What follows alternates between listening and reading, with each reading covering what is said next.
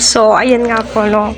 Another topic, sa kilig moments ng Team EDC. Ayan, shoutout po sa ating lahat. Ito po ay summary, no. Isang lumilikhang summarize or isasummary po natin yung mga pinag-usapan po nila lately. So, sino ang Team Mari dyan? Charot.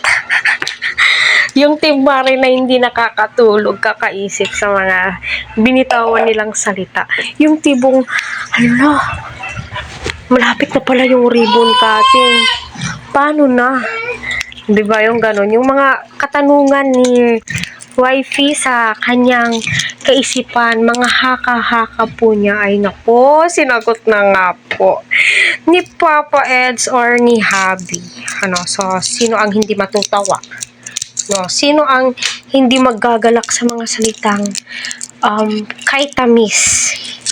Hindi lamang po candy ang matamis, kundi ang mga words with promises. Aside sa promises, kailangan po natin excuse me, tupadin po ito.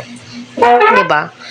Kasi sabi nga nila, sometimes yung asukal ay parang asin, which is tama naman.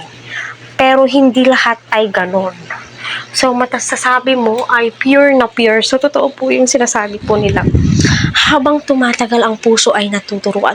Kahit na wala kang feeling sa kanya, habang tumatagal kayo palaging nagkakasama, nagkakabanding, mahuhulog po talaga yung loob mo. O, diba? Sana all nahulog ang loob.